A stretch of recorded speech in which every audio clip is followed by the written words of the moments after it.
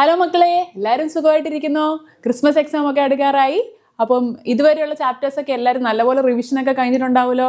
ഇത് വളരെ സിമ്പിൾ ആയിട്ടുള്ളൊരു ചാപ്റ്ററാണ് ഇന്ന് മിസ് എടുക്കാൻ പോകുന്നത്. Chapter 5 electrical energy consumption and conservation. Consumption എന്ന് വെച്ചാൽ എന്താണ്? ഉപയോഗം, വൈദ്യുതി ഊർജത്തിൻ്റെ ഉപയോഗവും അതിൻ്റെ സംരക്ഷണവും. ഓക്കെ, അത് ഇന്നത്തെ കാലത്ത് ഏറ്റവും വളരെ ഇമ്പോർട്ടൻ്റ് ആയിട്ടുള്ളൊരു കാര്യമാണ് അല്ലേ? കാരണം എന്താണ്? എല്ലാം ഇലക്ട്രിസിറ്റി ഉണ്ടെങ്കിലാണ് നമുക്ക് പല കാര്യങ്ങളും ചെയ്യാൻ സാധിക്കുക അല്ലേ? നമ്മുടെ ഓരോ ഇൻഡസ്ട്രീസ് റൺ ചെയ്യുന്നത്, നമ്മുടെ ദൈനംദിന ജീവിതത്തിൽ നമ്മുടെ കാര്യങ്ങളെല്ലാം വൈദ്യുതിയെ ആശ്രയിച്ചാണ് പല കാര്യങ്ങളും നമ്മുടെ മുന്നോട്ട് പോകുന്നത്. പ്രത്യേകമായിട്ട് എന്താണ്, വ്യാവസായികമായ കാര്യങ്ങൾക്ക് വേണ്ടിയാണെങ്കിൽ പോലും ഒരു വീട്ടിൽ ഒരു ദിവസം കറണ്ടിലുള്ള അവസ്ഥ എന്താ അല്ലേ? അപ്പോൾ അതുകൊണ്ട് വൈദ്യുതി വളരെ അമൂല്യമാണ്. അത് ഏറ്റവും പ്രഷ്യസ് ആയിട്ട് നമ്മൾ കണ്ട് ഏറ്റവും നന്നായിട്ട് യൂസ് ചെയ്യുക. ഓക്കെ ആണോ? ഓക്കെ, അപ്പോൾ ഈ പാഠത്തിൽ നമ്മൾ ആദ്യം തന്നെ നോക്കിക്കേ എന്താണ് കാണിക്കുന്നതെന്ന്. കുറച്ച് പടങ്ങൾ മിസ് കൊടുത്തിട്ടുണ്ട്. ഇത് നിങ്ങൾക്ക് വളരെ സുപരിചിതമായ കാര്യങ്ങളാണ് അല്ലേ? എന്തൊക്കെയാ? ഇലക്ട്രിക് കെറ്റിൽ കൊടുത്തിട്ടുണ്ട്, അയൺ ബോക്സ് കൊടുത്തിട്ടുണ്ട്, ബൾബ് കൊടുത്തിട്ടുണ്ട്, പിന്നെ ഒരു ഇൻഡക്ഷൻ കുക്കർ കൊടുത്തിട്ടുണ്ട്. ഇതൊക്കെ നിങ്ങളുടെ എല്ലാവരുടെയും വീട്ടിലുള്ള സാധനങ്ങളായിരിക്കും അല്ലേ മക്കളെ? ചിലരുടെ വീട്ടിൽ ഇൻഡക്ഷൻ കുക്കർ കാണത്തില്ല, പക്ഷെ സാധാരണ രീതിയിലുള്ള അടുപ്പുണ്ടാവും. അപ്പം ഇവിടെ ഉദ്ദേശിക്കുന്നത് എന്താ? വൈദ്യുതി ഉപയോഗിച്ച് പ്രവർത്തിക്കുന്ന ഉപകരണങ്ങളെയാണ് മിസ് ഇവിടെ കൊടുത്തിരിക്കുന്നത്. അതിന് നമ്മൾ എന്താ പറയുക? Electrical appliances. ഓക്കെ, വൈദ്യുതി ഉപയോഗിച്ച് പ്രവർത്തിക്കുന്ന ഉപകരണങ്ങൾ. ഓക്കെ, അപ്പോൾ ഈ വൈദ്യുതി ഉപയോഗിച്ച് പ്രവർത്തിക്കുന്ന ഈ ഇത്തരത്തിലുള്ള ഉപകരണങ്ങളിലെല്ലാം എന്തൊക്കെ രീതിയിലുള്ള ഊർജ്ജ മാറ്റമാണ് സംഭവിക്കുന്നതെന്ന്. അപ്പോൾ മക്കളെ ശ്രദ്ധിച്ചേ, ഇനി നമ്മൾ ഒരു ടേബിളിലെ കുറച്ച് കാര്യങ്ങൾ നമ്മൾ ഫില്ല് ചെയ്യാൻ പോവാണ്. എന്തിനെ അടിസ്ഥാനപ്പെടുത്തിയാണ്?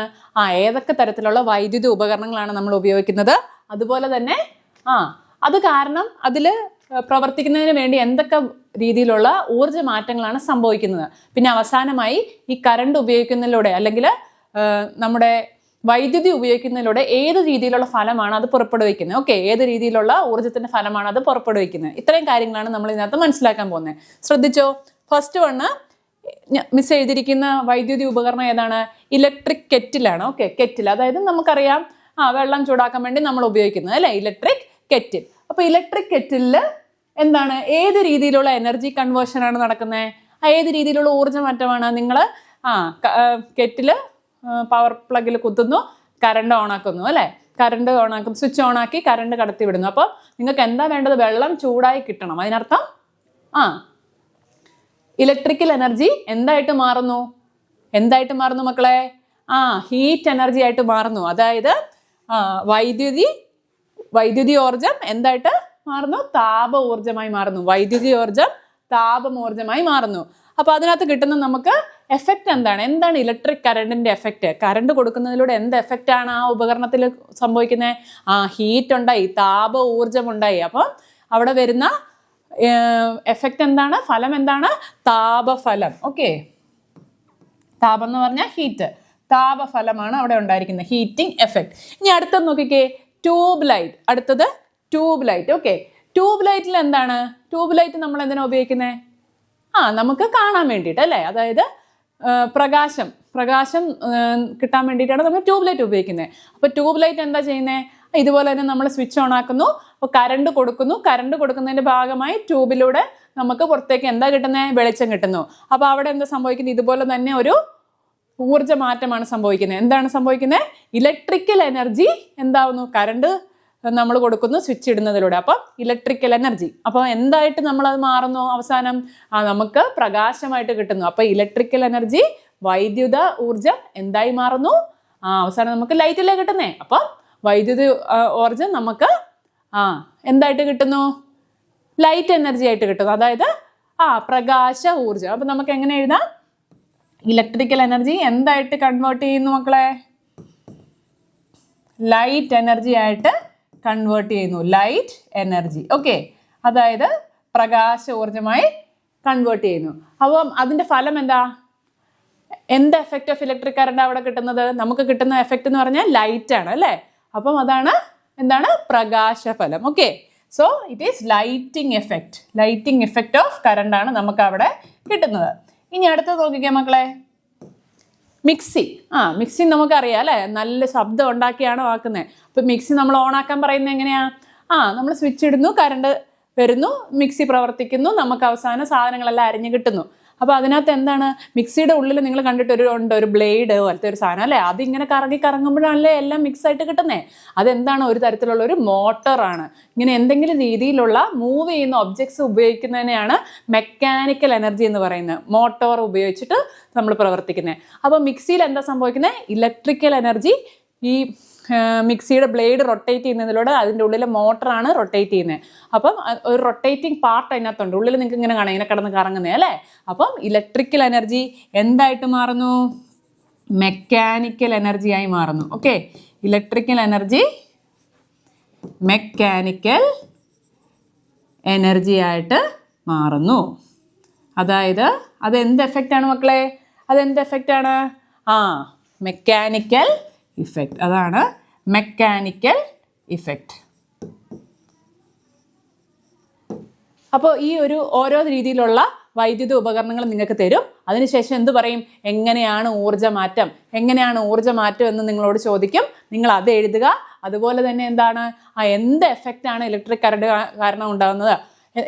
അത് താപഫലമാണോ, അല്ലെങ്കിൽ പ്രകാശഫലമാണോ, അല്ലെങ്കിൽ മെക്കാനിക്കൽ എഫക്റ്റ് ആണോ, ഏതാണെന്നുള്ളത് ചോദ്യം വരും. അതിനനുസരിച്ച് നിങ്ങൾ എഴുതുക. അപ്പം അവസാനമായിട്ട് നമ്മൾ പഠിച്ചതായിരുന്നു മിക്സി അല്ലേ. അതിനകത്ത് മെക്കാനിക്കൽ ഇഫക്റ്റ് എന്ന് പറഞ്ഞു. മെക്കാനിക്കൽ എന്ന് പറഞ്ഞാൽ എന്താണ്? യന്ത്രം ഉപയോഗിച്ചിട്ടല്ലേ. അപ്പോൾ മിക്സിയിൽ നമുക്ക് വൈദ്യുത ഊർജം എന്തായിട്ട് മാറുന്നു മക്കളെ? യാന്ത്രിക ഊർജമായി മാറുന്നു. യാന്ത്രിക ഊർജം. പിന്നെ അതിൽ തന്നെ ശ്രദ്ധിച്ചേ, മെക്കാനിക്കൽ ഇഫക്റ്റ് എന്ന് പറഞ്ഞാൽ എന്താണ്? യാന്ത്രിക ഫലം. മിക്സിയിൽ എന്താണ് സംഭവിക്കുന്നത്? ഇലക്ട്രിക് കറണ്ടിൻ്റെ എന്ത് ഫലമാണ് നമുക്ക് കിട്ടുന്നത്? നമുക്ക് അവസാനമായിട്ട് മെക്കാനിക്കൽ ഇഫക്റ്റ് ആണ് കിട്ടുന്നത്. അതാണ് യാന്ത്രിക ഫലം. അപ്പം മറക്കൂലല്ലോ, ഇത് വളരെ ഇമ്പോർട്ടൻ്റ് ആണ്. ഇങ്ങനത്തെ ഓരോ രീതിയിലുള്ള വൈദ്യുത ഉപകരണങ്ങൾ തന്നിട്ട് എങ്ങനെയാണ് ഊർജ്ജമാറ്റം എന്നൊക്കെ ചോദിക്കും. അപ്പോൾ ഇതെല്ലാം നിങ്ങൾ അറിഞ്ഞിരിക്കണം. എന്താണ്, അതിന് ഓരോ തരത്തിലുള്ള ഊർജ്ജങ്ങളെക്കുറിച്ച് നിങ്ങൾക്ക് വ്യക്തമായ ഒരു ഐഡിയ ഉണ്ടാവണം. ഓക്കെ ആണോ? അപ്പോൾ ഒരു കാര്യം ആലോചിക്കുക, എപ്പോഴും നിങ്ങൾ പഠിക്കുമ്പോഴെന്താ, ചുറ്റുപാട് നിങ്ങൾ നിരീക്ഷിക്കുക അല്ലേ. എപ്പോഴും നമ്മളെന്താണ്, പുറത്തുള്ള കാര്യങ്ങളെക്കുറിച്ച് എപ്പോഴും അറിയാനുള്ള ഒരു ക്യൂരിയോസിറ്റി മക്കൾക്ക് ഉണ്ടാവണം. ഓക്കെ അല്ലേ? സെറ്റല്ലേ? അപ്പോൾ അവോധയുടെ ലേണിംഗ് പ്ലാറ്റ്ഫോമിൽ ഈ 1 ഷോട്ട് സീരീസുകളുണ്ട്. നിങ്ങൾക്കൊരു ചാപ്റ്ററിൽ വളരെ ഇമ്പോർട്ടൻ്റ് ആയിട്ടുള്ള കാര്യങ്ങൾ വെച്ചാണ് അത് പഠിപ്പിക്കുന്നത്. അപ്പോൾ അത് നിങ്ങൾ കൂടുതൽ റിവൈസ് ചെയ്യുക. എന്തെങ്കിലും ഡൗട്ട് ഉണ്ടെങ്കിൽ നിങ്ങളെല്ലാവരും കമൻറ്റ് ചോദിക്കുക. ഓക്കെ ആണോ മക്കളെ? ഓക്കെ, അപ്പോൾ അടുത്തത് നമുക്ക് നോക്കാം.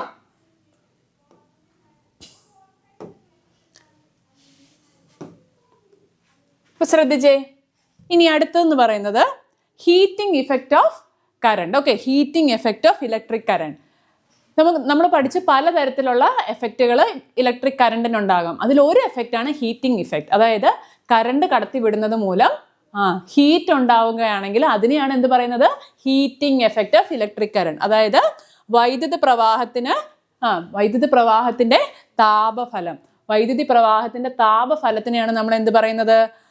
Heating effect of electric current. Okay, അതായത് ഇലക്ട്രിക്കൽ എനർജി കൊടുക്കുന്നു, പക്ഷെ നമുക്ക് അവസാനം കിട്ടുന്നത് ഹീറ്റ് എനർജിയാണ്. അങ്ങനത്തെ കാര്യങ്ങളാണ് അല്ലേ. അതാണ് heating effect of electric current. അപ്പോൾ മെയിനായിട്ട് നമുക്ക് അറിയാം, ഹീറ്റ് കിട്ടാനായിട്ട് അല്ലെങ്കിൽ താപം കിട്ടാനായിട്ട് നമ്മൾ ഏതൊക്കെ രീതിയിലുള്ള ഉപകരണങ്ങൾ ഉപയോഗിക്കുന്നത്? ഒന്നെന്ന് പറഞ്ഞാൽ അയൺ ബോക്സ് അല്ലേ. ഇലക്ട്രിസിറ്റി കൊടുക്കുന്നു അല്ലേ. അത് സ്വിച്ച് ഇട്ട് നമ്മൾ ഇലക്ട്രിസിറ്റി കൊടുത്തു നമുക്ക് കിട്ടുന്നത് എന്താണ്? ഹീറ്റാണ്, നമുക്ക് തേക്കാൻ വേണ്ടി അല്ലേ. അപ്പോൾ ഇലക്ട്രിക് അയൺ ബോക്സ്, പിന്നെ കെറ്റിൽ, ഇവിടെയൊക്കെ എന്താണ്? ഇലക്ട്രിക്കൽ എനർജി കൊടുക്കുന്നു, പക്ഷെ നമുക്ക് അവസാനം കിട്ടുന്നത് എന്താ മക്കളെ? Heat energy. അപ്പോൾ കറണ്ട് ഉപയോഗിച്ച് പ്രവർത്തിച്ച് അവസാനം നമുക്ക് താപം അല്ലെങ്കിൽ ഹീറ്റ് ഊർജമായിട്ട് നമുക്ക് അവസാനം കിട്ടുന്നതിനെയാണ് heating effect of electric current എന്ന് പറയുന്നത്. അപ്പോൾ അങ്ങനത്തെ കുറേ ഉപകരണങ്ങളുണ്ടല്ലോ. അപ്പം മിസ് സാധാരണ പറഞ്ഞതിനൊക്കെ കുറച്ച് പറഞ്ഞു അല്ലേ. ഇപ്പം പറഞ്ഞു, കെറ്റിലിൻ്റെ കാര്യം പറഞ്ഞു, അയൺ ബോക്സിൻ്റെ കാര്യം പറഞ്ഞു. അതുപോലെ നിങ്ങൾക്കറിയാവുന്ന വേറെ രീതിയിലുള്ള ഹീറ്റിംഗ് അപ്ലയൻസസ്, അതായത് വൈദ്യുതി ഉപയോഗിച്ചുകൊണ്ട് അവസാനം നമുക്ക് എന്താ കിട്ടണ്ടേ? താപ ഊർജം പുറപ്പെടുവിക്കുന്ന അല്ലെങ്കിൽ താപം ഉപയോഗിച്ച് നമുക്ക് ലഭിക്കുന്ന താപം ലഭിക്കുന്ന രീതിയിലുള്ള ഉപകരണങ്ങൾ ഉണ്ടാവുമല്ലോ. അപ്പോൾ അതിനെക്കുറിച്ച് ഒന്ന് കമൻറ്റ് ചെയ്യാവോ? 1-2 എക്സാമ്പിൾസും കൂടെ പറഞ്ഞു തരാമോ? ഒന്ന് കമൻറ്റ് ചെയ്യണം കേട്ടോ. ഓക്കെ, അപ്പോൾ ഇവിടെ നിങ്ങൾക്ക് കാണാൻ സാധിക്കും, മിസ് 2 പിക്ചേഴ്സൊക്കെ കൊടുത്തിട്ടുണ്ട്. ഈ താപം പുറപ്പെടുവിക്കുന്ന രീതിയിലുള്ള ഉപകരണങ്ങളുണ്ടല്ലോ, അങ്ങനത്തെ ഉപകരണങ്ങളെല്ലാം നിങ്ങൾക്ക് കാണാൻ സാധിക്കും. നമുക്ക് ഒരു കാര്യം ആദ്യം എടുക്കാം, അയൺ ബോക്സ്. ഓക്കെ, ഒരു അയൺ ബോക്സ് നിങ്ങളിപ്പോൾ അതിങ്ങനെ തുറന്ന് നോക്കുകയാണെങ്കിൽ നിങ്ങൾക്ക് കാണാൻ സാധിക്കും. അതിൻ്റെ ഉള്ളിൽ ഇങ്ങനെ കുറേ കോയിൽ ഓഫ് വയേഴ്സ് ഉണ്ടാവും. ശ്രദ്ധിച്ച മക്കളെ, ഇങ്ങനത്തെ കോയിൽ ഓഫ് വയേഴ്സ് ഉണ്ടാവും. നിങ്ങൾക്ക് കാണാമോ? Coil of wires. ഓക്കെ, അതായത് ചില വയറുകൾ ഇങ്ങനെ ചുറ്റി ചുറ്റി കാണാൻ പറ്റും. അതിന് പറയുന്ന പേരാണ് ഹീറ്റിംഗ് എലമെന്റ്. എന്താണ്? Heating element. ഓക്കെ, ഹീറ്റിംഗ് അപ്ലയൻസസിൽ അല്ലെങ്കിൽ താപം ഉപയോഗിച്ച് പ്രവർത്തിക്കുന്ന ഉപകരണങ്ങൾ, താപത്തിൻ്റെ അടിസ്ഥാനപ്പെടുത്തി പ്രവർത്തിക്കുന്ന ഉപകരണങ്ങളുണ്ടല്ലോ, അതായത് നമുക്ക് താപം കിട്ടുന്ന ഉപകരണങ്ങൾ. അപ്പോൾ ഹീറ്റ് എനർജി പുറപ്പെടുവിക്കുന്ന ഉപകരണങ്ങളിൽ ഇങ്ങനത്തെ നിങ്ങൾക്കൊരു കോയിൽ കാണാൻ സാധിക്കും. ഓക്കെ, അപ്പോൾ ഈ ഹീറ്റിംഗ് കോയിൽ എന്ന് വെച്ചാൽ എന്താ? ചൂടാകുന്ന കോയിൽ അല്ലെങ്കിൽ ചൂടാകുന്ന വയറുകൾ അതിൻ്റെ ഉള്ളിലുണ്ടാകും. അപ്പോൾ ഈ ഹീറ്റിംഗ് കോയിൽ, ഹീറ്റിംഗ് അപ്ലയൻസസിൽ ഉപയോഗിക്കുന്ന ഹീറ്റിംഗ് കോയിലുകളുടെ ഒരു പ്രത്യേകത എന്താണ്? അവ മെയിനായിട്ട് ഉണ്ടാക്കിയിരിക്കുന്നത് ചില അലോയികൾ കൊണ്ടാണ്, അതായത് ലോഹസങ്കരങ്ങൾ കൊണ്ടാണ്. അപ്പോൾ ഇത്തരത്തിലുള്ള ഇലക്ട്രിക് ഹീറ്റിംഗ് അപ്ലയൻസസിൽ, അതായത് വൈദ്യുത താപന ഉപകരണങ്ങൾ അല്ലേ, അപ്പം വൈദ്യുതി താപമായി മാറുന്ന ഇത്തരത്തിലുള്ള ഉപകരണങ്ങളിൽ എന്താണ്? ഇങ്ങനത്തെ ഹീറ്റിംഗ് കോയിലുകൾ ഉണ്ടാവും. അവ ഏതുകൊണ്ടാണ് നിർമ്മിക്കപ്പെടുന്നത്? അലോയ് അല്ലെങ്കിൽ ലോഹസങ്കരങ്ങൾ, ഒന്നിലധികം ലോഹങ്ങളെ ഒരുമിച്ച് ചേർത്തുണ്ടാകുന്ന കോമ്പിനേഷൻ വഴി ഉണ്ടാകുന്ന ലോഹസങ്കരങ്ങൾ അല്ലെങ്കിൽ അലോയ് ഉപയോഗിച്ചാണ് അവ ഉണ്ടാകുന്നത്. ഓക്കെ, അതിൽ തന്നെ ഏറ്റവും ഇമ്പോർട്ടൻ്റ് ആയിട്ടുള്ള ഒരു അലോയ് ആണ് ഏത്? നിക്രോം. നിക്രോം എന്ന് വെച്ചാൽ എന്താ മക്കളെ? നിക്രോം എന്ന് വെച്ചാൽ nickel, chromium and iron. Okay, ഇതിൻ്റെ മൂന്നിൻ്റെയും കൂടി ഒരു കോമ്പിനേഷൻ ആണ് നിക്രോം. നിങ്ങൾ വേർഡ് ഓർത്ത് വെച്ചേക്കണം, നിക്രോം. ഓക്കെ, കൊക്രോം എന്നൊക്കെ പറഞ്ഞാൽ പെക്രോം എന്നല്ല, നിക്രോം. ഓക്കെ ആണല്ലോ. അപ്പോൾ നിക്രോം അലോയ് ഉപയോഗിച്ചിട്ടാണ് ഇവ നിർമ്മിക്കുന്നത്. അതിൽ തന്നെ ശ്രദ്ധിച്ച മക്കളെ, ഈ നിക്രോം അലോയ് ഉപയോഗിച്ചുണ്ടാകുന്നെന്ന് പറഞ്ഞല്ലോ. ഈ അലോയ് ഉപയോഗിക്കാനുള്ള കാരണങ്ങൾ എന്തായിരിക്കും? പലതരത്തിലുള്ള കാരണങ്ങളുണ്ടാവും. സോ നിക്രോം എന്നുള്ള അലോയ് ആണ് എന്തിനുപയോഗിക്കുന്നത്? നമ്മൾ പറഞ്ഞു ഹീറ്റിംഗ് എലമെന്റ് ആയിട്ട്, അതായത് വൈദ്യുത താപന ഉപകരണങ്ങളിൽ ഹീറ്റിംഗ് കോയിലായിട്ട് ഉപയോഗിക്കുന്നത് നിക്രോം ആണെന്ന് പറഞ്ഞു അല്ലേ. അപ്പോൾ അതിനുള്ള മെയിൻ കാരണങ്ങൾ അല്ലെങ്കിൽ അതിന് ഉപയോഗിക്കാൻ അതിന് പ്രാപ്തമാക്കുന്ന രീതിയിലുള്ള അതിൻ്റെ എന്തൊക്കെ ക്യാരക്ടേഴ്സ് ആയിരിക്കും നമ്മൾ അതിന് ഉപയോഗിക്കുന്നത് നമുക്കൊന്ന് ശ്രദ്ധിക്കാം. ഇത് വളരെ ഇമ്പോർട്ടൻ്റ് ആണ്. കാരണം എന്താ? നിക്രോം ആണെന്നുള്ള പേര് നിങ്ങൾ പഠിച്ചു വെക്കും, പക്ഷേ ഇതിൻ്റെ കാരണങ്ങൾ എന്താണെന്നുള്ളതായിരിക്കും ചിലപ്പോൾ ക്വസ്റ്റ്യനിൽ വരുന്നത്. അപ്പോൾ അത് സൂക്ഷിച്ച് ശ്രദ്ധയോടെ പഠിക്കുക മക്കൾ. ഓക്കെ ആണോ? അപ്പോൾ ശ്രദ്ധിച്ചേ, ഫസ്റ്റ് വൺ എന്ന് പറയുന്നത് ഹൈ ഓക്സിഡേഷൻ റെസിസ്റ്റൻസ്. അപ്പോൾ പേര് കേൾക്കുമ്പോൾ നമ്മൾ വിചാരിക്കുക എന്താ ഭയങ്കര കാര്യമെന്നൊക്കെ, പക്ഷെ ഭയങ്കര സിമ്പിളാണ്. ഓക്സിഡേഷൻ എന്ന് പറഞ്ഞാൽ എന്താ മക്കളെ? നമ്മൾ വായുവിലുള്ള പല മോളിക്യൂൾസുമായിട്ട് കമ്പൈൻ ചെയ്ത് രാസപ്രവർത്തനങ്ങൾ സംഭവിക്കാൻ സാധ്യതയുണ്ട്. എങ്ങനെ? ഇത്തരത്തിലുള്ള അലോയ്സിനൊക്കെ. ഓക്കെ, ഈ അലോയ് എന്ന് പറഞ്ഞാൽ എന്താണെന്ന് പറഞ്ഞാൽ അതൊരു ലോഹസങ്കരം, അതായത് ലോഹങ്ങൾ കൊണ്ടുണ്ടാക്കുന്നതാണ് അല്ലേ. അപ്പം ബേസിക്കലി എന്താണ്? ഇത് മെറ്റൽസ് കൊണ്ടുണ്ടാക്കുന്നതാണ്. അപ്പം നിങ്ങൾക്ക് അറിയാം, വായുവിലുള്ള പല രീതിയിലുള്ള മോളിക്യൂൾസുമായിട്ട് കമ്പൈൻ ചെയ്യുമ്പം ഇവയ്ക്ക് പല രീതിയിലുള്ള രാസമാറ്റങ്ങൾ സംഭവിച്ചേക്കാം. പക്ഷേ ഇതെന്ന് പറഞ്ഞിട്ടുണ്ടെങ്കിൽ നിക്രോം എന്നുള്ള ലോഹസങ്കരത്തിന്റെ പ്രത്യേകത എന്ന് പറഞ്ഞാൽ എന്താ?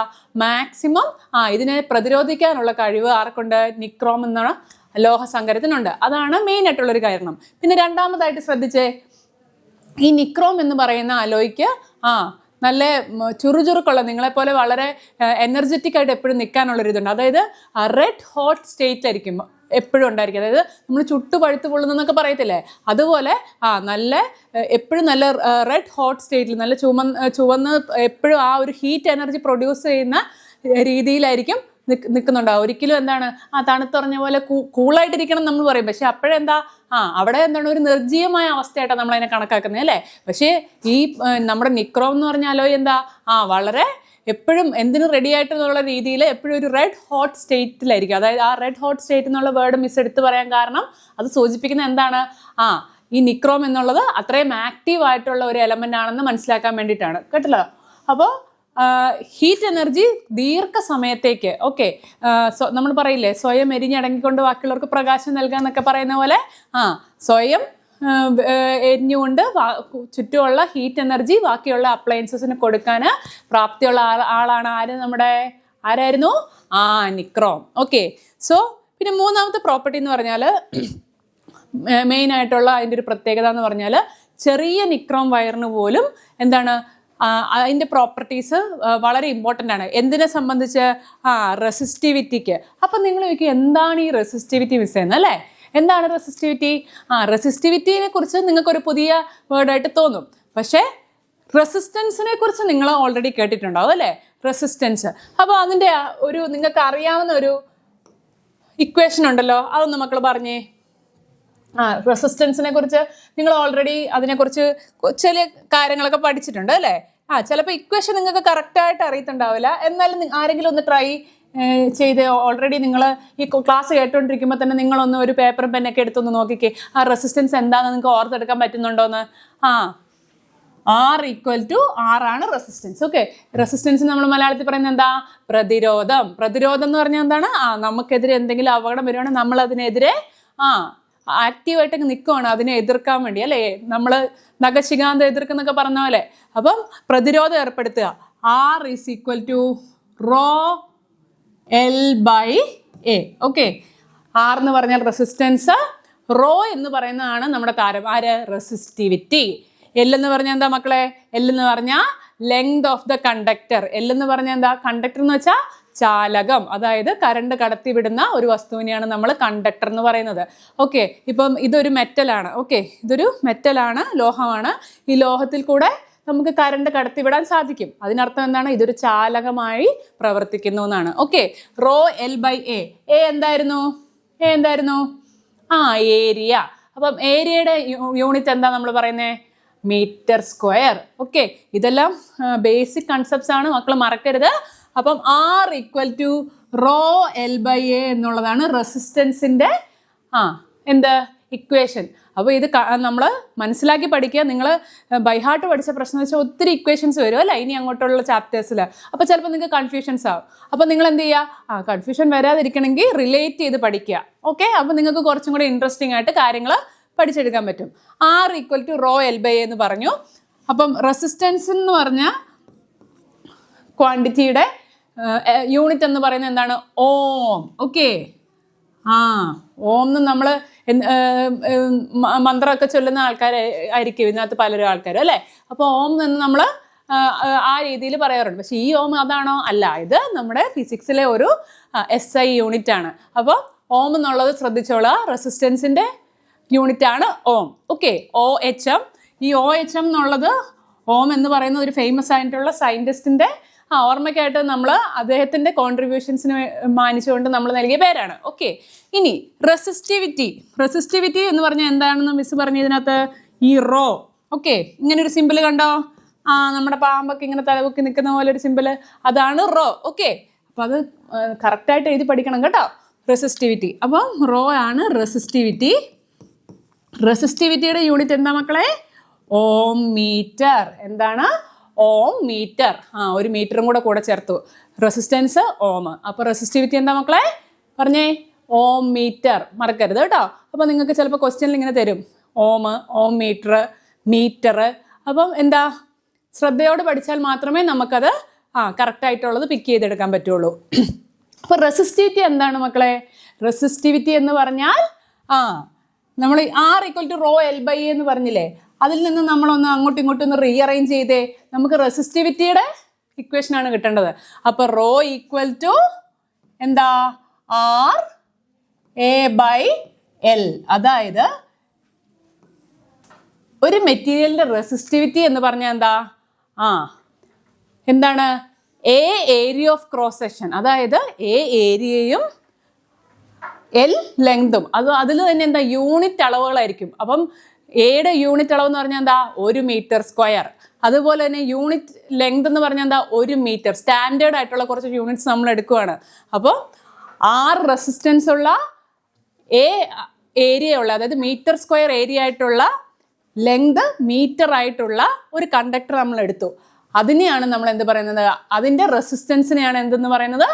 Resistivity. Okay, so a material or a conductor which is having unit area of cross section as 1 meter square and unit length as 1 meter with a resistance R. Okay, അപ്പോൾ ഒന്നുമില്ല, ഏരിയയും ലെങ്തും എന്തായിരിക്കും? അതിൻ്റെ യൂണിറ്റ്സിലായിരിക്കും, SI യൂണിറ്റ്സിലായിരിക്കും. അതായത് മീറ്റർ സ്ക്വയറും മീറ്ററും അതുപോലെ തന്നെ റെസിസ്റ്റൻസ് ആറും ആയിരിക്കും എന്നുള്ള ഒരു കണ്ടക്ടറിൻ്റെ പ്രതിരോധത്തിനെ നമ്മൾ വിളിക്കുന്ന പേരാണ് റെസിസ്റ്റിവിറ്റി. അപ്പോൾ റെസിസ്റ്റൻസ് പറഞ്ഞാൽ ഓമും റെസിസ്റ്റിവിറ്റി എന്ന് പറയുന്നതിൻ്റെ SI യൂണിറ്റ് എന്താണ്? ഓം മീറ്ററുമാണ്. മനസ്സിലായോ മക്കളെ?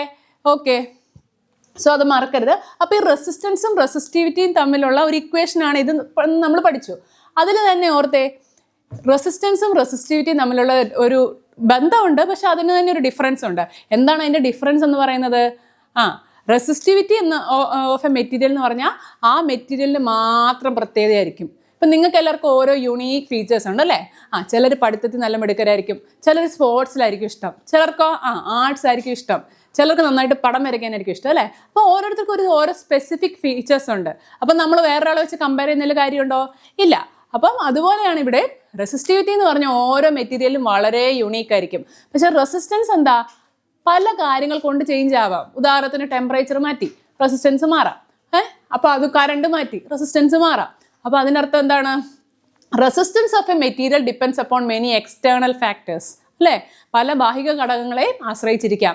എന്നാൽ റെസിസ്റ്റൻസ് അങ്ങനെയാണോ? ആണോ മക്കളെ? അല്ല.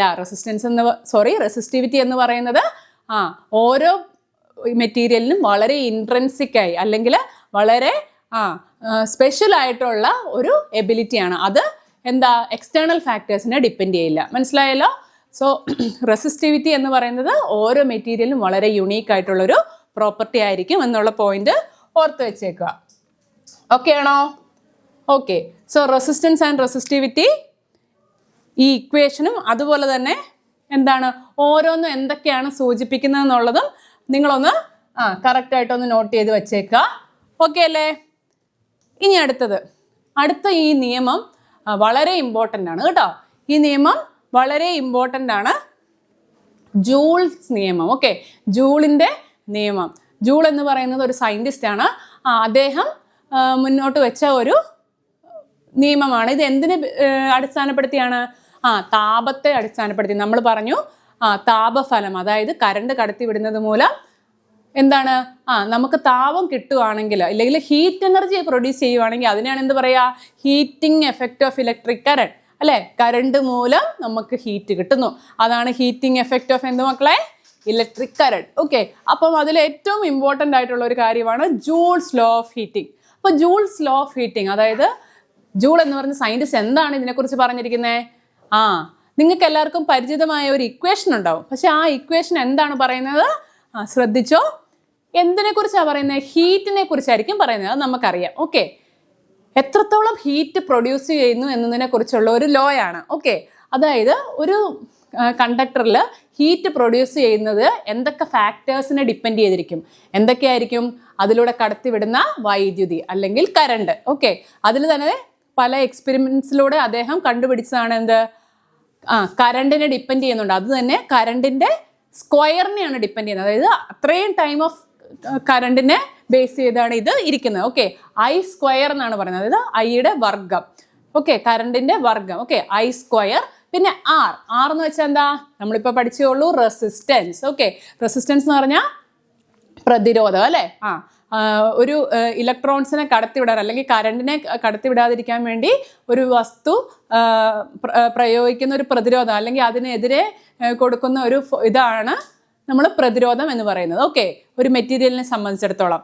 സോ നമ്മൾ യൂഷ്വലി പറയുന്ന ഇതിൽ തന്നെ അതിൽ സയൻറ്റിഫിക് ആയിട്ട് നമ്മൾ റെസിസ്റ്റൻസ് എന്ന് പറയുന്നതേ ഉള്ളൂ. Okay, so H = I square into R into അടുത്തത് ഏതാണ്? T. H = I square RT. So I എന്ന് വെച്ചിട്ടുണ്ടെങ്കിൽ കറണ്ട്, R എന്ന് വെച്ചിട്ടുണ്ടെങ്കിൽ റെസിസ്റ്റൻസ്, T എന്ന് വെച്ചാൽ എന്താ? എത്ര സമയത്തേക്കാണ് നിങ്ങൾ കറണ്ട് പാസ് ചെയ്യുന്നത്, അതിന് ആനുപാതികമായി എത്ര ഹീറ്റാണ് പ്രൊഡ്യൂസ് ചെയ്യുന്നത്. ഓക്കെ മക്കളെ, H = I square RT.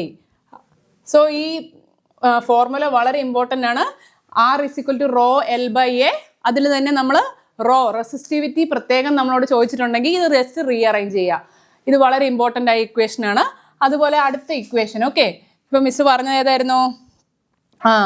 H = I square RT. എന്തൊക്കെയായിരുന്നു? Where I is the current, വൈദ്യുതി, R എന്ന് പറഞ്ഞാൽ റെസിസ്റ്റൻസ്, T എന്ന് പറഞ്ഞാൽ എന്തായിരുന്നു? നിങ്ങളൊന്ന് ഓർത്ത് നോക്കിയേ. T for Tintu മോനല്ല, T for ഇവിടുത്തെ നമ്മുടെ T ഏതാ? T എന്ന് പറഞ്ഞാൽ time. Okay, H = I square RT. H എന്തായിരുന്നു?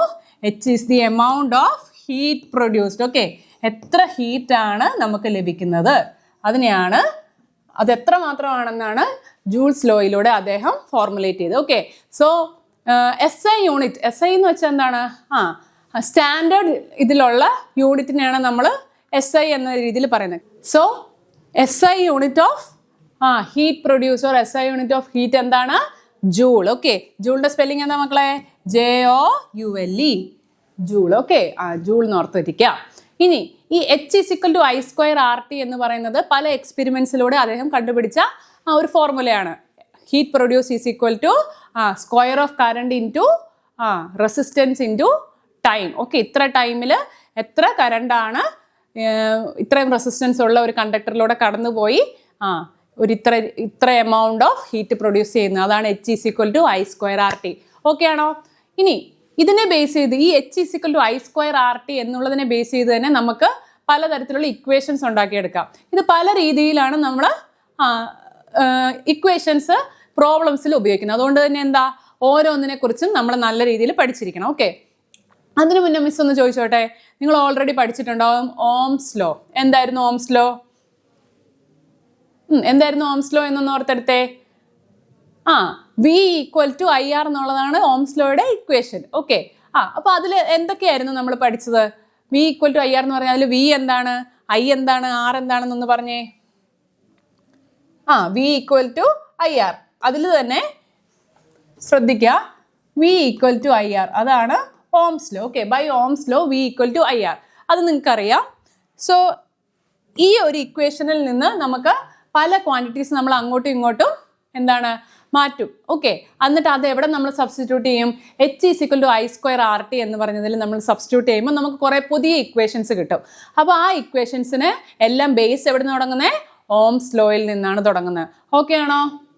സോ V = IR എന്ന് പറഞ്ഞ ഫോർമുല നമ്മൾ പഠിച്ചു. അപ്പോൾ എന്താണ് അതിൻ്റെ സ്റ്റേറ്റ്മെന്റ് എന്തായിരുന്നു ഓംസ് ലോയുടെ? V = IR, അതായത് ഒരു conductor, okay, for a conductor the electric current, okay, electric current flowing between 2 points is proportional to the potential, അതായത് I is proportional to V. Okay, ഒരു കണ്ടക്ടറിലൂടെ, ഒരു ചാലകത്തിലൂടെ ഒഴുകുന്ന വൈദ്യുതിയുടെ തോത് എന്ന് പറയുന്നത് എന്തിന് പ്രപ്പോർഷണൽ ആയിരിക്കും? അനുപാതമായിരിക്കും കണ്ടക്ടറിന്റെ രണ്ട് എൻഡ്സ് തമ്മിലുള്ള അല്ലെങ്കിൽ രണ്ട് പോയിന്റ്സ് തമ്മിലുള്ള പൊട്ടൻഷ്യലിനെ, ഓക്കെ, പൊട്ടൻഷ്യലിനെ ആനുപാതികമായിട്ടായിരിക്കും. I is directly proportional to V. Okay, so V = IR എന്നുള്ള ഫോർമുല നിങ്ങൾക്കറിയാം. നമുക്ക് ഓൾറെഡി അറിയാവുന്ന ഫോർമുല എന്താണ്? H = I²RT. സോ ഈ ഡെറിവേഷൻ ഇമ്പോർട്ടൻ്റ് ആണ്, വളരെ കൃത്യമായിട്ട് തന്നെ പഠിച്ചിരിക്കുക. എല്ലാ മക്കളും ശ്രദ്ധിച്ചിരിക്കണേ. H = എന്താണ്? I²RT. So H = I²RT, first equation. ഇനി V = IR എന്ന് നമുക്കറിയാലോ. അപ്പോൾ അതിൽ നിന്ന് നമുക്ക് എന്ത് റീഅറേഞ്ച് ചെയ്യാം? V = IR ആണെങ്കിൽ I = V/R നമുക്ക് എഴുതത്തില്ലേ? V = IR ആണെങ്കിൽ I = V/R എന്ന് നമുക്ക് എഴുതാം. ഇനി എന്ത് ചെയ്യുക? അതിന് നമുക്ക് ഇക്വേഷൻ 2 എന്ന് കൊടുക്കാം. ഓക്കെ, ഇനി എന്ത് ചെയ്യുക? Substitute equation 2 in 1. ഇക്വേഷൻ 2വിനെ മിസ് ഇക്വേഷൻ 1ൽ സബ്സ്റ്റിറ്റ്യൂട്ട് ചെയ്യുക. അപ്പോൾ ഒന്ന് പറഞ്ഞ എല്ലാവരും, H = Iക്ക് പകരം മിസ് എന്ത് സബ്സ്റ്റിറ്റ്യൂട്ട് ചെയ്തു? V/R. Okay, V/R² into R into T. ശ്രദ്ധിക്കണം മക്കളെ, സ്മോൾ ടി ആണ് കേട്ടോ, വലിയ ടി അല്ല, സ്മോൾ ടി ആണ്. Small T for time. Okay, ഇനി ഇതൊന്ന് സോൾവ് ചെയ്തേ. V/R² എന്ന് പറഞ്ഞാൽ എന്താ? നിങ്ങൾ ബ്രാക്കറ്റ് ഓപ്പൺ ആക്കി കഴിയുമ്പോൾ ഇത് വളരെ സിമ്പിൾ ആയിട്ടുള്ള മാത്സ് ആണ്, തെറ്റിച്ചേക്കരുതേ. Okay, so V² R² into R into T. അപ്പോൾ എന്താണ്? അംശത്തിലും ഛേദത്തിലും, അതായത് ന്യൂമറേറ്ററിലും ഡിനോമിനേറ്ററിലും എന്ത് വരുന്നുണ്ട് മക്കളെ? 6 വരുന്നുണ്ട്. അപ്പോൾ കോമൺ ആയിട്ടുള്ള 6 എല്ലാം നമ്മൾ കട്ട് ചെയ്ത് കളയുക. ഓക്കെ, കട്ട് ചെയ്ത് കളഞ്ഞ് കഴിയുമ്പോൾ നിങ്ങൾക്ക് എന്ത് കിട്ടും? V² R into T. Okay, ഇവിടെ ഒരു 6 ആണ്, ഡിനോമിനേറ്ററിൽ R² ആയിരുന്നു. അപ്പം നമ്മൾ കോമൺ ടേം കട്ട് ചെയ്ത് കളയുമ്പോൾ H = V² RT എന്ന് കിട്ടും. So H = V² T/R. ഇതാണ് നമ്മുടെ രണ്ടാമത്തെ മെയിൻ ഇക്വേഷൻ. ഓക്കെ, സോ ഒരു ഇക്വേഷൻ നമുക്ക് കിട്ടി, H = I²RT. രണ്ടാമത്തെ മെയിൻ ഒരു ഇക്വേഷൻ ആണ് H = V² T/R. ഓക്കെ, അപ്പോൾ ഇത് എങ്ങനെയാണ് കിട്ടിയത്? I = V/R എന്നുള്ള സബ്സ്റ്റിറ്റ്യൂഷൻ നമ്മൾ നടത്തി. ഇനി നമ്മൾ വേറൊരു സബ്സ്റ്റിറ്റ്യൂഷൻ നടത്താൻ പോവാണ്. I ഈക്വൽ ടു V/R ആണ് നമുക്ക് സബ്സ്റ്റിറ്റ്യൂട്ട് ചെയ്യാമെങ്കിൽ നമുക്ക് ആറിന് സബ്സ്റ്റിറ്റ്യൂട്ട് ചെയ്തൂടെ? അപ്പം നമ്മൾ പിന്നെയും ചെയ്യുകയാണ്. എന്താ ചെയ്യുന്നത്? Okay, I is equal to V/R ആണ്. ഇനി അടുത്തത് R equal to V/I from Ohm's law. Ohm's ലോയിൽ നിന്ന് നമുക്കറിയാം എന്താ മക്കളെ നമുക്കറിയാവുന്നേ? മിസ് അടുത്ത പേജിൽ എഴുതാം. ഓക്കെ, നിങ്ങൾക്ക് അപ്പോൾ കുറച്ചുകൂടി ക്ലിയർ ആകും. അടുത്ത ഇക്വേഷനിൽ എങ്ങനെയാ പറയാം? R equal to V/I from Ohm's law. Ohm's ലോയിൽ നിന്ന് നമുക്കറിയാം R ഈക്വൽ ടു V/I. അത് നമ്മൾ അവിടെയാണ് സബ്സ്റ്റിറ്റ്യൂട്ട് ചെയ്യുന്നത്. H is equal to I²RT. അത് നമുക്ക് ഓൾറെഡി അറിയാവുന്നതാണ്. ഓക്കെ, സോ സബ്സ്റ്റിറ്റ്യൂട്ട് ചെയ്യുക. Substitute R equal to V/I in equation 1. അപ്പോൾ നമുക്ക് എന്ത് കിട്ടും? H is equal to I². ആറിന് പകരം എന്താ നമ്മൾ സബ്സ്റ്റിറ്റ്യൂട്ട് ചെയ്യുക? R ഈക്വൽ ടു ആറിന് പകരം നമ്മൾ എന്താ സബ്സ്റ്റിറ്റ്യൂട്ട് ചെയ്യുക? R equal to V/I into എന്താണ്? T. ഓക്കെ, അപ്പോൾ എന്ത് പറ്റും? ഐയും ഐയും ക്യാൻസൽ ചെയ്യും. കാരണം എന്താ? ന്യൂമറേറ്ററിൽ സ്ക്വയർ ഉണ്ട്. സോ നമുക്ക് എന്ത് കിട്ടും? നമുക്ക് കിട്ടുന്നത് H is equal to VIT. H is equal to VIT. അപ്പോൾ മക്കൾ നോക്കിക്കേ, എല്ലാവരും ഒന്ന് നോക്കിക്കേ. H is equal to VIT. H is equal to VIT. Okay, so ഈ ഇക്വേഷൻ വളരെ ഇമ്പോർട്ടൻ്റ് ആണ്. അപ്പോൾ എച്ചിൻ്റെ 3 ഇക്വേഷൻസ് നിങ്ങൾ പഠിച്ചു. ഏതൊക്കെയാണെന്ന് എല്ലാവരും ഒരു പേപ്പർ പേന എടുത്ത് എഴുതിക്കേ. മനസ്സിൽ ഓർത്ത് വെക്കുന്ന കൂടെ തന്നെ എന്ത് ചെയ്യുക? നിങ്ങൾ പേപ്പറിൽ എഴുതി പഠിക്കുക. ഓക്കെ, അപ്പോൾ നിങ്ങൾ പഠിക്കുമ്പോൾ നിങ്ങൾ എഴുതുമ്പോൾ എന്താണ്? നിങ്ങളുടെ ബ്രെയിൻ കുറച്ചും കൂടെ ആക്റ്റീവ് ആയിട്ടിരിക്കും, ഉറക്കമൊന്നും വരത്തില്ല. ഓക്കെ ആണോ മക്കളെ?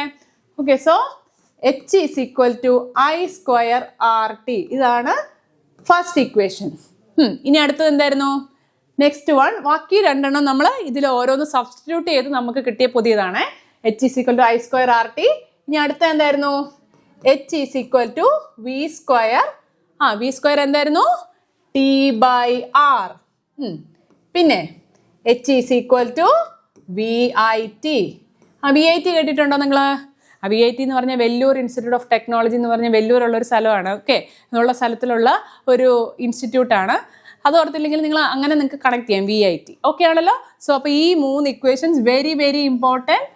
എല്ലാവരും നോട്ട് ചെയ്തേക്കാം. ഓക്കെ ആണോ മക്കളെ? സോ ജൂൾസ് ലോ ഓഫ് ഹീറ്റിങ്ങിനെ ബേസ് ചെയ്തുള്ള ഇക്വേഷനും അതുമായിട്ട് ബന്ധപ്പെട്ടുള്ള 3 ഡിറൈവ്ഡ് ആയിട്ടുള്ള നമ്മൾ സബ്സ്റ്റിറ്റ്യൂട്ട് ചെയ്ത് കിട്ടിയ പുതിയ 3 ഇക്വേഷൻസും ആണ്. ഇത് 3 വളരെ ഇമ്പോർട്ടൻ്റ് ആയിട്ട് നിങ്ങൾ എഴുതി പഠിക്കുക എന്താണ് അതിൻ്റെ വഴികളെന്ന്. Okay, so H is equal to I²RT എന്ന് പറഞ്ഞുള്ള ജൂൾസ് ലോ ഓഫ് ഹീറ്റിങ്ങിനെ ബേസ് ചെയ്തുള്ള ഇക്വേഷൻ നമ്മൾ പഠിച്ചു.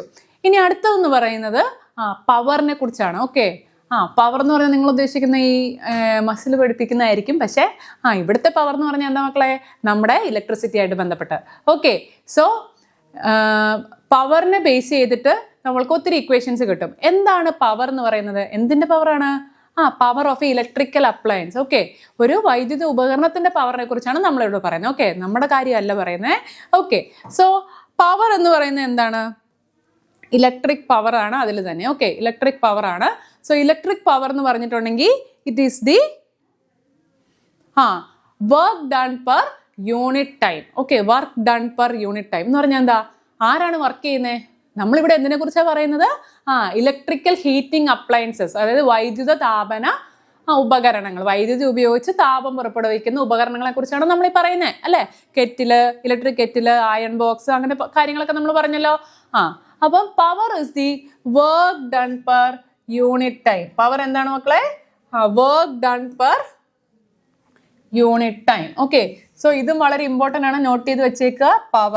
Power of N appliance. Okay, so power എന്ന് പറഞ്ഞാൽ work done per unit time.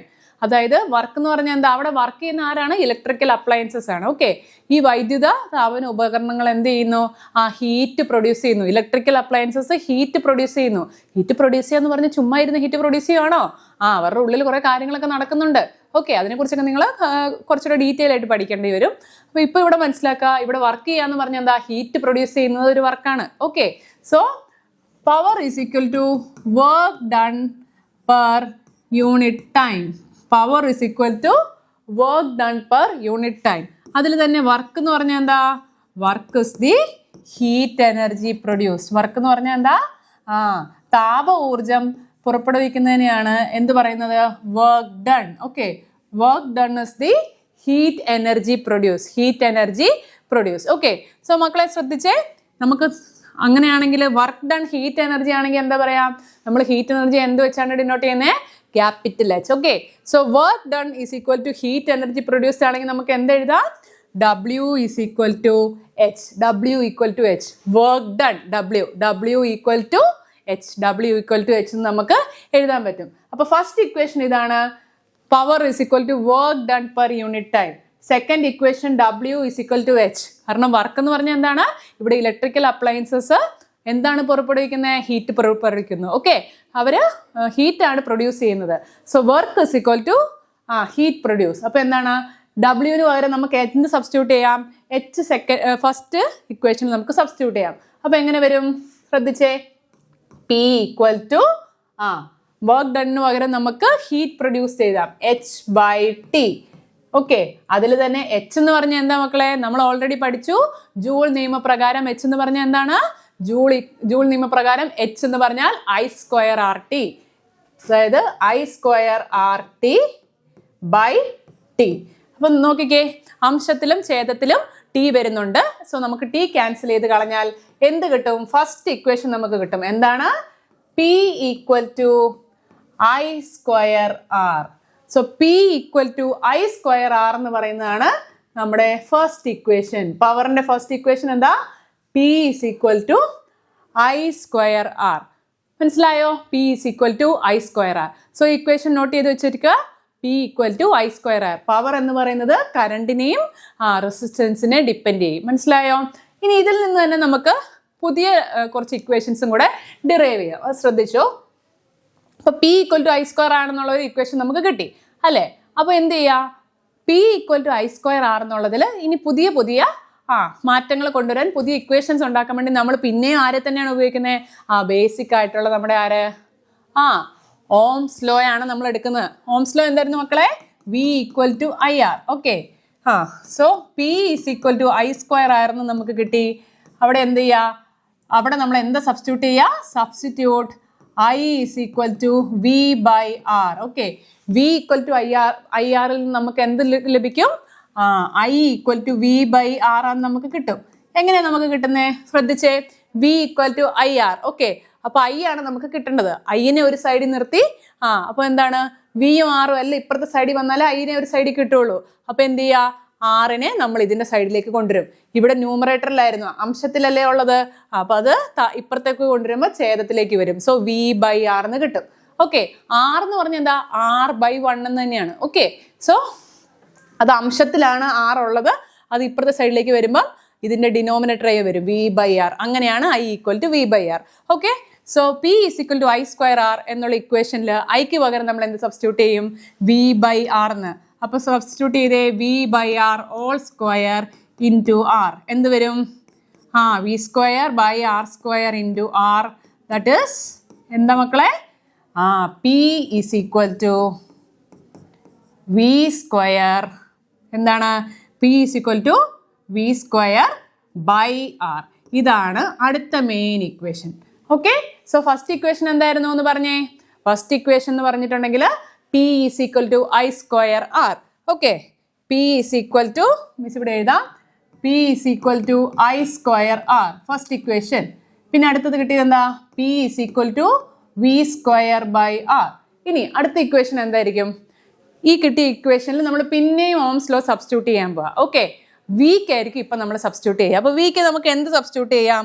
Ohm's law പ്രകാരം നിങ്ങൾക്കറിയാം V equal to IR. So substitute V equal to IR എന്നുള്ളതിന് നമ്മൾ സബ്സ്റ്റിറ്റ്യൂട്ട് ചെയ്യുക. എവിടെ?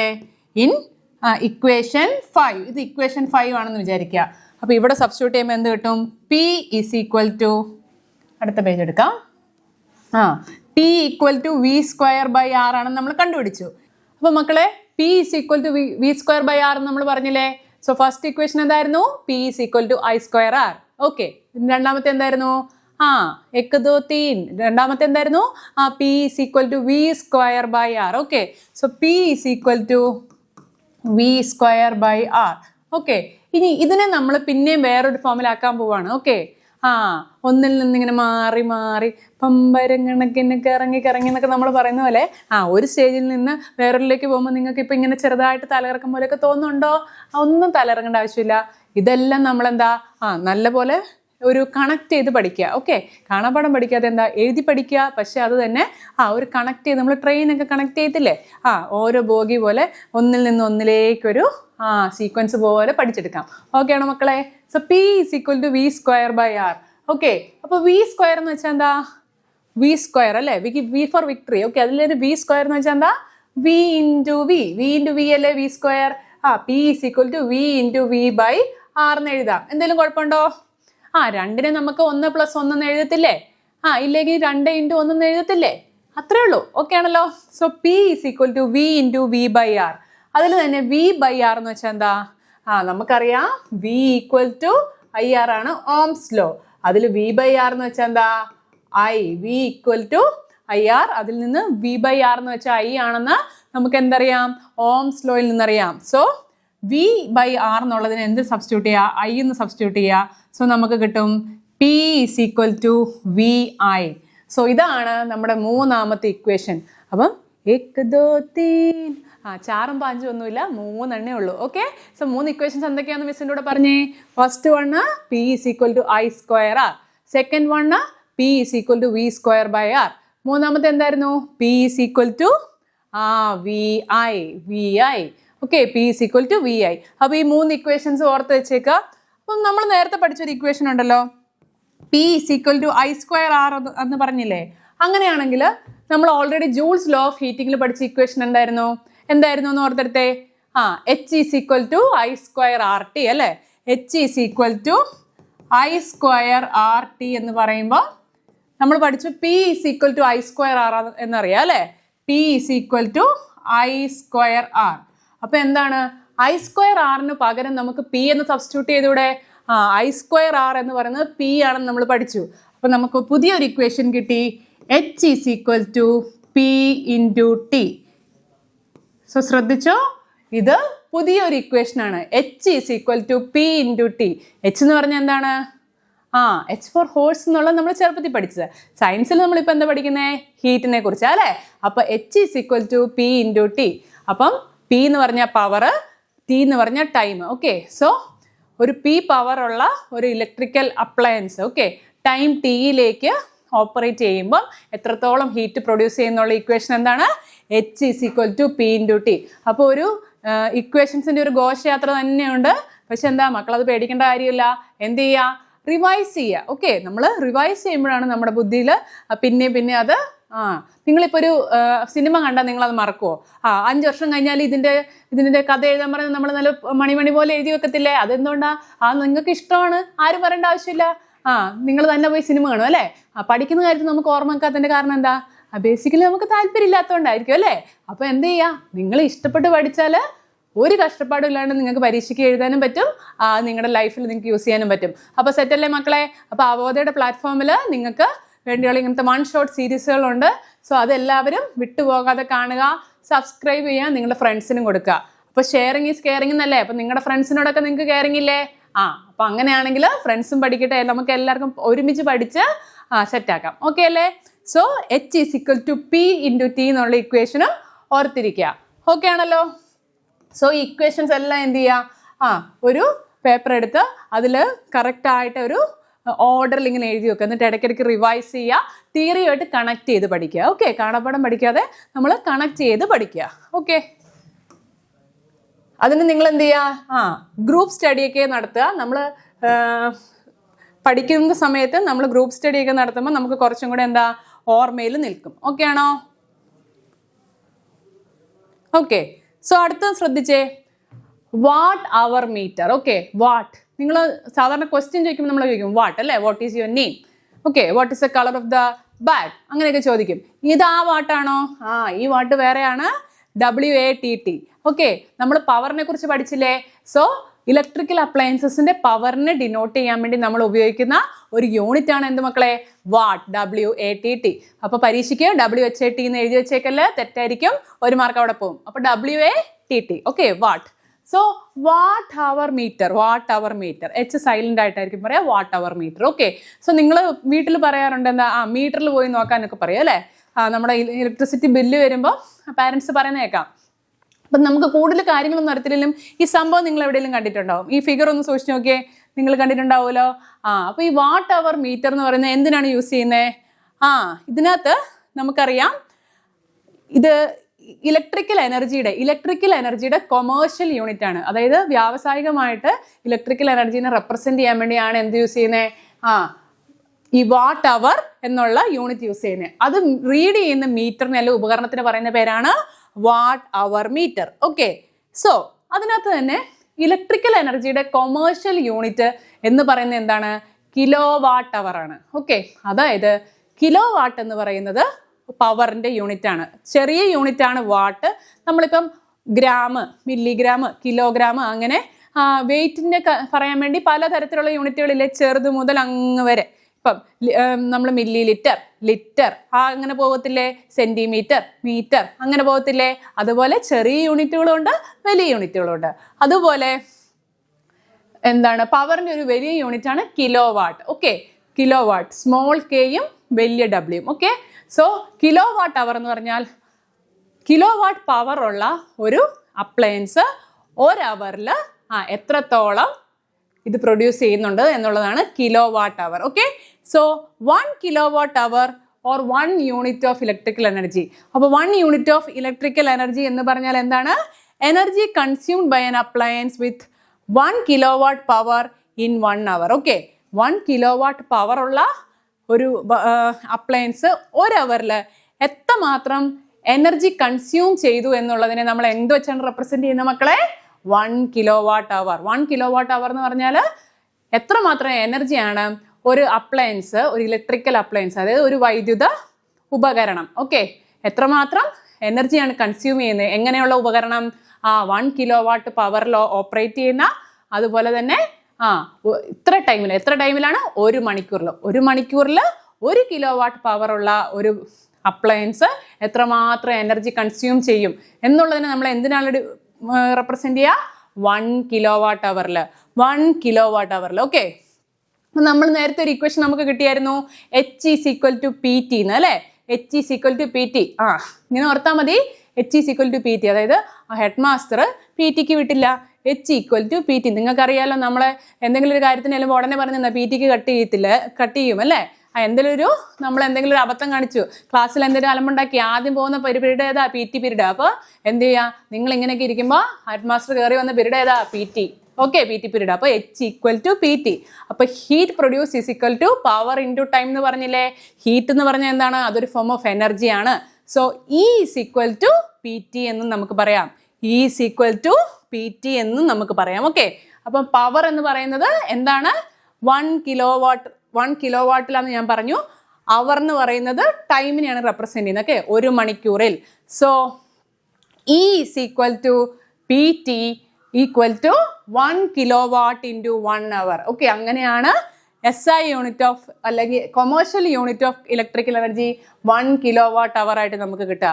So commercial unit of electrical energy എന്താണ്? 1 kilowatt അവർ. അതിൽ തന്നെ എന്താണ്? സോ ഹീറ്റിനെ നമ്മൾ ജൂളിൽ എക്സ്പ്രസ് ചെയ്യുമ്പം എത്ര ഇതായിട്ടാണ് വരുന്നത് എന്നുള്ളതിന് നമ്മൾ ബേസിക് ഇക്വേഷൻ വെച്ച് പറയാറുണ്ട്. അതെങ്ങനെയാണ്? H is equal to P into T എന്നുള്ള ഇക്വേഷൻ നമുക്കറിയാം അല്ലേ? Heat produce is equal to power into time. അപ്പോൾ പവർ എത്രയാണ് നമ്മൾ പറയുന്നത്? ഒരു സ്റ്റാൻഡേർഡ് യൂണിറ്റ് എന്നുള്ള രീതിയിൽ കിലോ വാട്ടാണ് പറയുന്നത് അല്ലേ? Kilo watt. അപ്പോൾ 1 കിലോ വാട്ട് എന്ന് പറഞ്ഞാൽ എത്ര വാട്ടാണ് മക്കളെ? 1 കിലോ വാട്ട് എന്ന് പറഞ്ഞാൽ 1000 വാട്ടാണ്. 1000 watt. Okay, so 1 kilowatt അവറിൽ ഓപ്പറേറ്റ് ചെയ്യുന്ന ഒരു ഇലക്ട്രിക്കൽ അപ്ലയൻസ്, അതായത് 1 കിലോ വാട്ട് അവർ എന്ന് പറഞ്ഞാൽ 1000 വാട്ട്. എത്ര മണിക്കൂറത്തേക്ക്? 1 മണിക്കൂറത്തേക്ക്. പക്ഷേ ഈ 1 മണിക്കൂറിനെ നമ്മൾ 1 എന്ന് റെപ്രസെന്റ് ചെയ്യുന്നതിന് പകരം അവറിനെ നമ്മൾ എന്തിൻ്റെ ടേംസിലാണ് നമ്മൾ എക്സ്പ്രസ് ചെയ്യുന്നത്?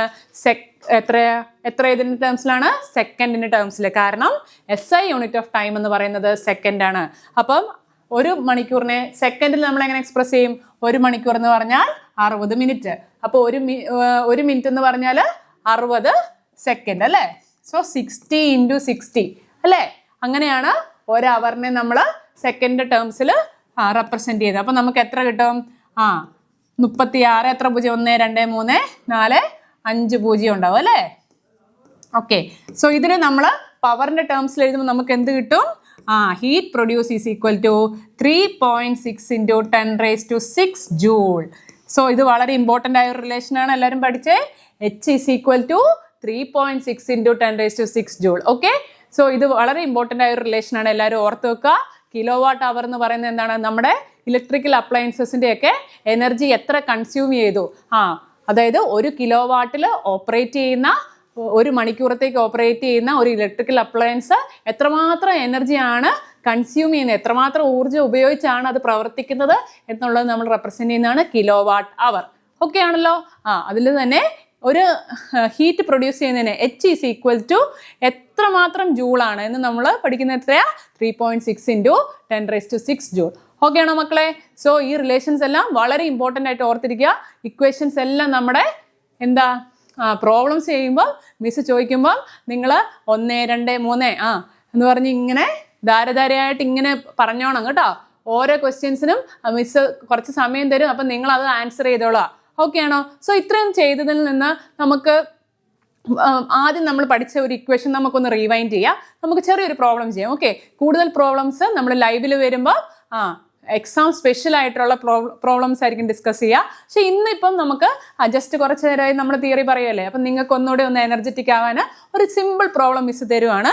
മക്കളെല്ലാവരും അതൊന്ന് ട്രൈ ചെയ്യണേ. ഓക്കെ, സോ ഇതാണ് ക്വസ്റ്റ്യൻ. സോ മക്കളെ, ഇപ്പം ഇത്രയും വരെ നമ്മൾ പഠിച്ചത് വെച്ചിട്ട് ജൂൾസ് ലോ ഓഫ് ഹീറ്റിംഗ് വെച്ചിട്ട് നമുക്കൊരു സിമ്പിൾ പ്രോബ്ലം ചെയ്യാം. ഓക്കെ, ഒന്ന് നിങ്ങളുടെ മൈൻഡൊക്കെ ഒന്ന് റിഫ്രഷ് ആണ്. ഓക്കെ, അപ്പോൾ പ്രോബ്ലംസ് ഇഷ്ടമുള്ള എത്ര പേരാണെന്നൊന്ന് കമൻറ്റ് ചെയ്തേക്കണേ. നിങ്ങൾക്ക് തിയറിയാണോ ഇഷ്ടം അതോ ആപ്ലിക്കേഷൻ ലെവലുള്ള ക്വസ്റ്റ്യൻസ് ആണോ ഇഷ്ടം എന്ന്? ഓക്കെ, സോ ഇതൊന്ന് എല്ലാവരും ഒന്ന് വർക്കൗട്ട് ചെയ്യുക. ക്വസ്റ്റ്യൻ കാണുമ്പോൾ എന്താ മിസ് ചെയ്യുന്നതിന് മുന്നേ തന്നെ നിങ്ങൾ എന്ത് ചെയ്യുക, നിങ്ങൾക്ക് വർക്കൗട്ട് ചെയ്യാൻ പറ്റുന്നുണ്ടോ എന്നൊന്ന് ഒന്ന് വർക്ക് ചെയ്ത് നോക്കുക. ഓക്കെ, സോ നമ്മളോട് ചോദിച്ചിരിക്കുന്നത് ഹീറ്റ് കണ്ടുപിടിക്കാനാണ്. എന്താണ് തന്നിരിക്കുന്നത്? ഒരു ചാലകത്തിലൂടെ കറണ്ട് ഒഴുകുകയാണ്, 0.5 ആംപിയർ കറണ്ടാണ്. പിന്നീട് കണ്ടക്ടറിന്റെ റെസിസ്റ്റൻസ് പറഞ്ഞിട്ടുണ്ട്, എത്രയാണ്? 100 ഓം. ഓക്കെ, ടൈമും തന്നിട്ടുണ്ട്. അപ്പൊ സിമ്പിൾ അല്ലേ മക്കളെ?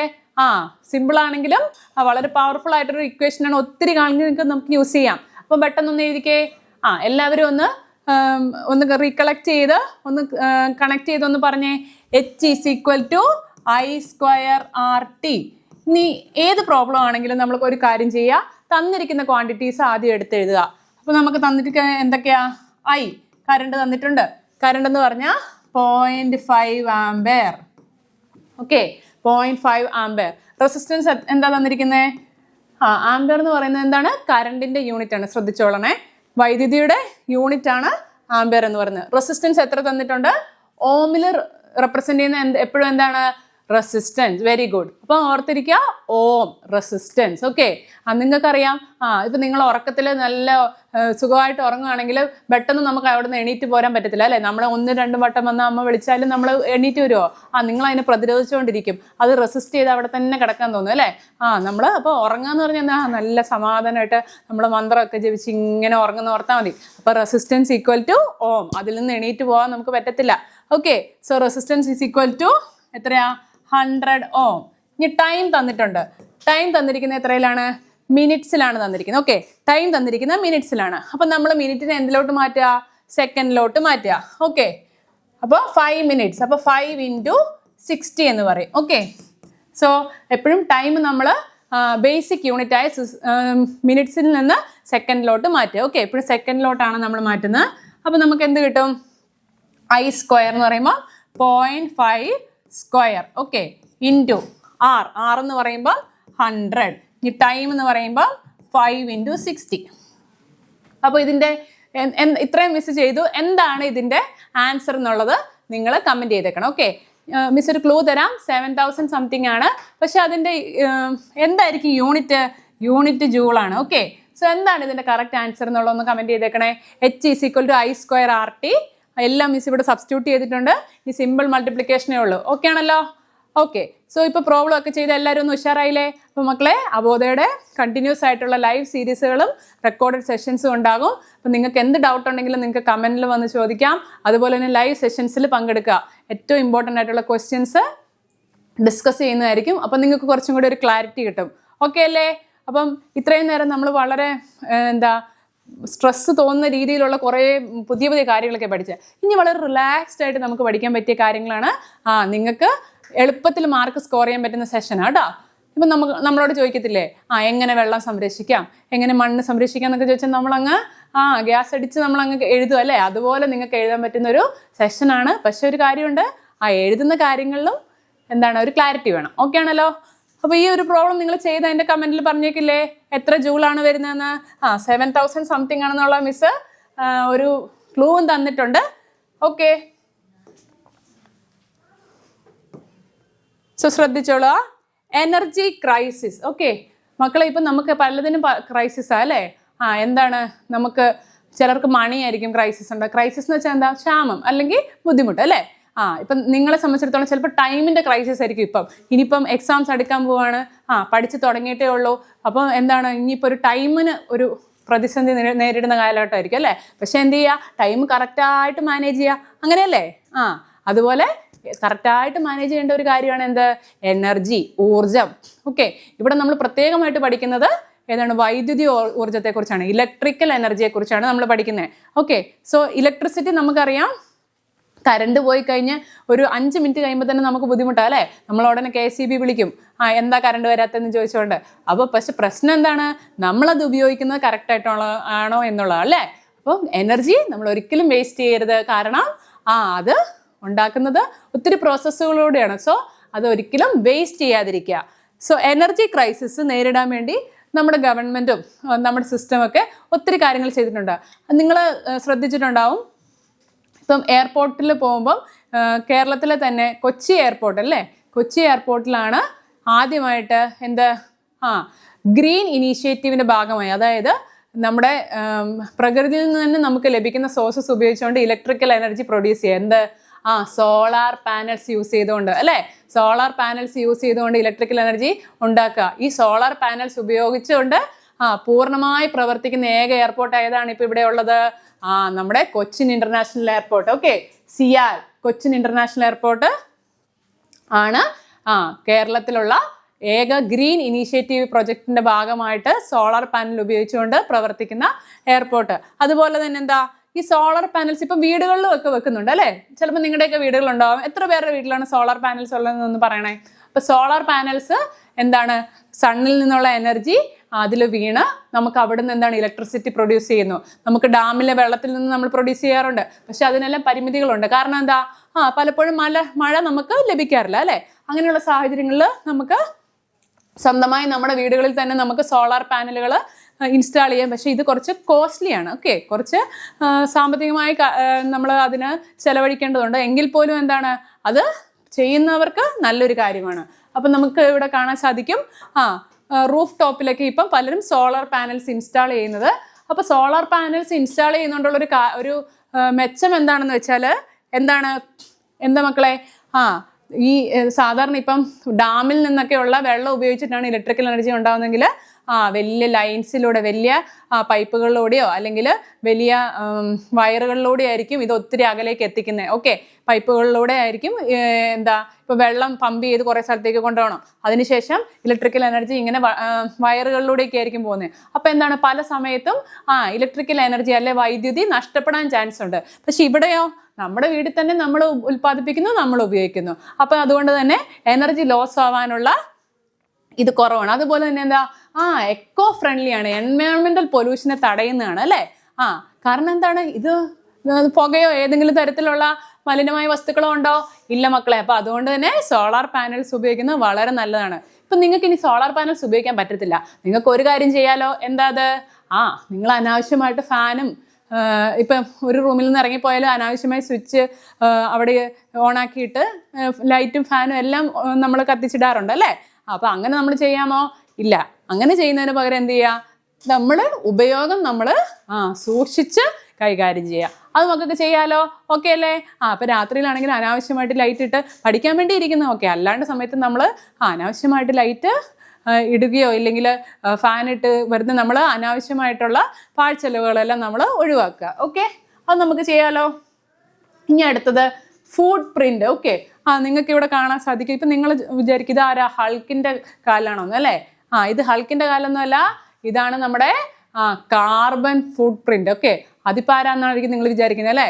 അതായത് കാർബൺ എന്ന് ഇവിടെ ഉദ്ദേശിക്കുന്നത് എന്താണ്? നമുക്കറിയാം, ഗ്രീൻ ഹൗസ് ഗ്യാസ് ആയ carbon dioxide. Okay, carbon dioxide എന്ന് പറഞ്ഞാൽ അതൊരു വിഷവാതകമാണ്, ഗ്രീൻ ഹൗസ് ഗ്യാസ് ആണ്. ഓക്കെ, അപ്പം ഈ വിഷവാതകം ഓൾറെഡി എന്താണ്, നമ്മളുടെ ശ്വസന പ്രക്രിയയുടെ ഭാഗമായി പുറത്തേക്ക് തള്ളപ്പെടുന്നതുകൊണ്ട്, അതുപോലെ തന്നെ എന്താ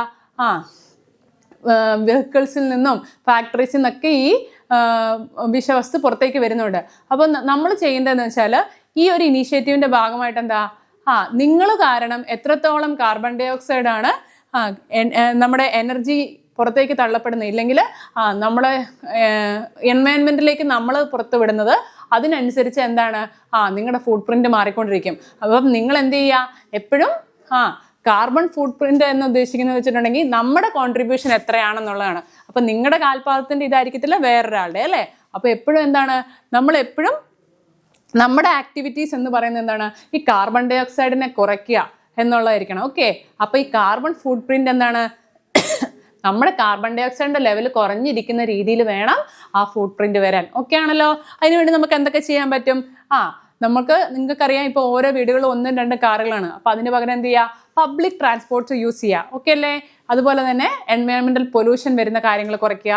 ഇലക്ട്രിക്കൽ എനർജി, ഏത് തരത്തിലുള്ള എനർജി ആണെങ്കിലും അത് ലോസ് ആകാതിരിക്കുക. കാർബൺ ഡൈ ഓക്സൈഡ് പോലെയുള്ള ഗ്രീൻ ഹൗസ് ഗ്യാസസ്, മീത്തേൻ ഒക്കെ അല്ലേ, ഇവയൊക്കെ പുറന്തള്ളപ്പെടുന്ന രീതിയിലുള്ള കാര്യങ്ങൾ ഒഴിവാക്കുക. അതുപോലെ എന്ത് തന്നെയാണ് ചെയ്യുക, എല്ലാം നമ്മൾ സേവ് ചെയ്യുക. എനർജി സേവ് ചെയ്യുന്ന എന്ന് വെച്ചാൽ എനർജി നമ്മൾ സേവ് ചെയ്യുന്നത് എന്തിലൂടെയാണ്?